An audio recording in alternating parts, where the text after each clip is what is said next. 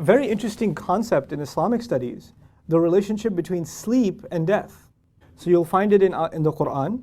So Allah takes people's nafs at the time of their death, but even when they don't die, even in their sleep. Our dua, the dua we make when we wake up, for instance, Alhamdulillahi alladhi ahyana ba'dama amatana. Alhamdulillah, all praise and gratitude belongs to Allah, the one who gave us life after He had given us death. So we actually associate our sleep and waking up with resurrection on a daily basis.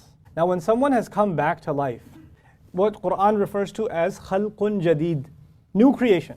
This has very powerful implications for you and me. Why? Because if we are a new creation when we wake up, then what we did in our previous life should no longer haunt what we are doing in our current life. Every day is a new life. And so you have a fresh start every time Allah gives you the opportunity to wake up. There are people who cannot let go of their past. The spiritual response to them in Islam is, you just woke up this morning. This was a new life for you. And the ultimate new life, when the resurrection happens, what do people do? They wake up and they realize that they had made mistakes in the past and they wish they could go back.